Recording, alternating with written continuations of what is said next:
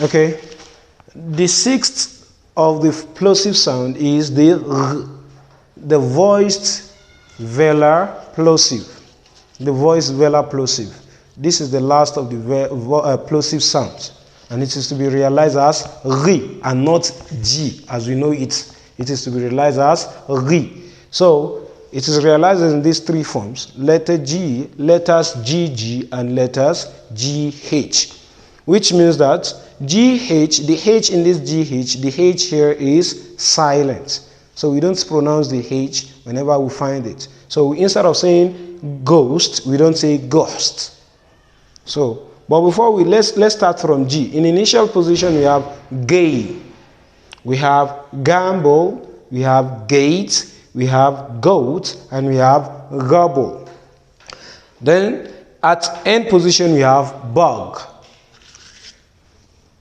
Letters GG, we have berry, we have murray, we have egg, and we have juggle. Then the last we have GH, we have ghost, aghast, and ghastly. These are the pronunciation. We don't say ghost, we don't say aghast, we don't say go. So we just leave the H silent. So H, the G and the H are to be realized as G. Then the exception, this sound is simple. Whenever you just find G, know if it is to be pronounced as gri or other kind of sound. If it is to be realized as gri, then this is the sound. Then we have these exceptions whereby you find letter G and they are not to be realized either as ri or as any other sound at all. That is, they are never realized in English language either as this sound or as any other sound. And what are those words? When G, letter G occurs before letter N, then you don't start pronouncing the word from G, you start pronouncing the word from N. And that is why you have nam. We don't say gnome. We say nam, we say nash, we say nor, and we say nomish. So these sounds have G starting them, coming before N. So it starts the pronunciation or the realization from letter N, which means that the letter G is unrealized either as sound ri or any other phoneme in English language. So this is the end of plosive sounds. Next, we're moving on to fricatives. We have 9 fricatives as different from 6 plosive sounds. Thank you. The first of the fricative sound represented with letter F, but it is to be pronounced as f. And the description is known as the voiceless labiodental fricative. That is labiodental. It is produced with the upper set of the lower set of the lip and the lower lip and the upper set of the teeth. So that is why it is known as the labiodental. So voiceless labiodental fricative.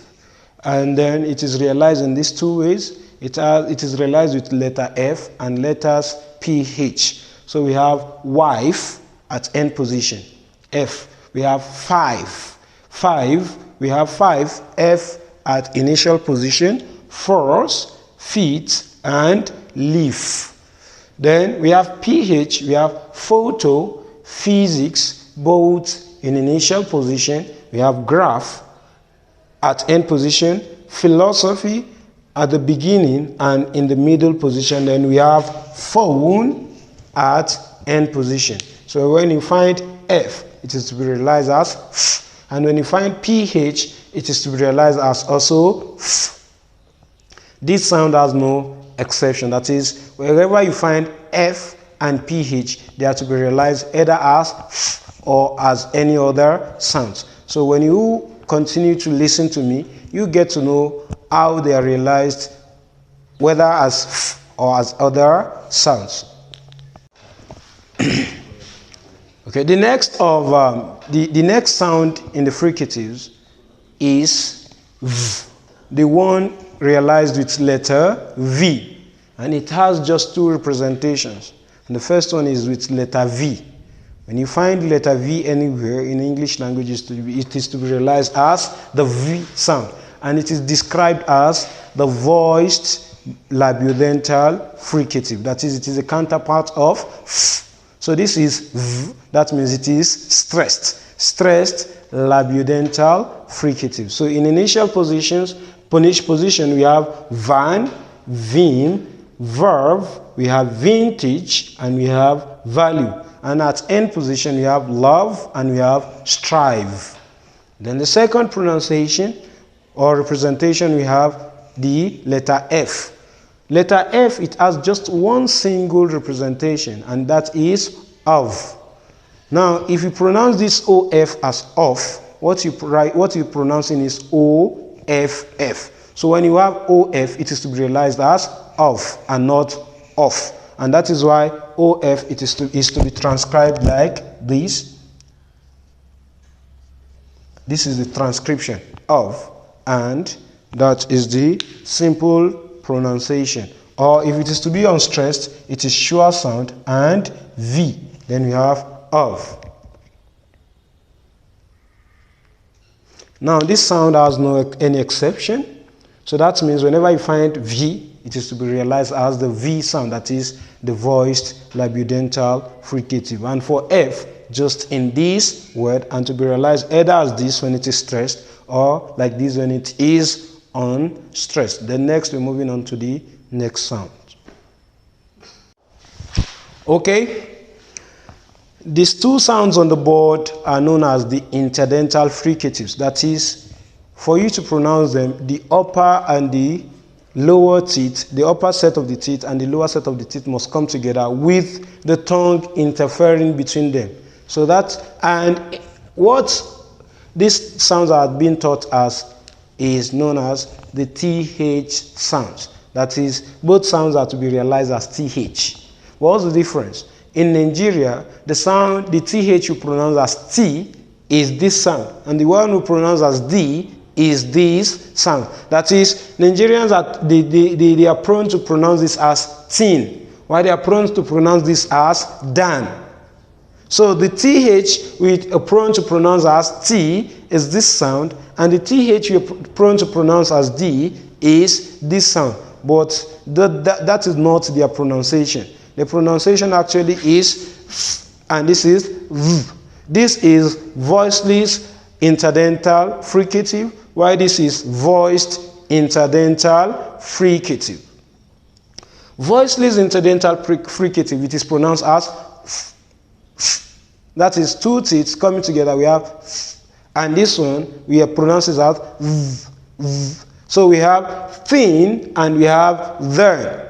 This is thin and this is then. Though both are to be realized with TH, one is voiced and one is voiceless. So, and I said in the Nigerian sense, the one we realize as T is this, the voiceless sound, when the one we realize as D is the voice sound. So for the voiceless sound, we have thin, thyme, thanks, throw, we have bath, we have clothes, and we have soothe.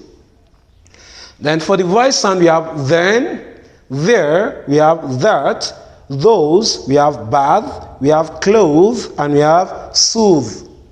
Now, the last explanation we have here today is this set of words that look alike, with the exception of the last E spellings. Now, on this side, we have the noun, and on this side, we have the verb. That is from this.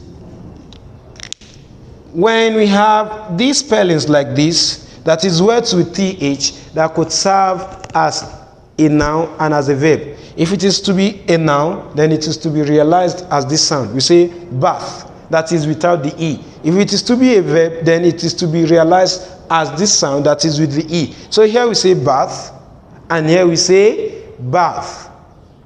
That's the difference. So that is, here I have to take my bath, and here I am bathing. That's the difference. I have to take my bath, and here I am bathing.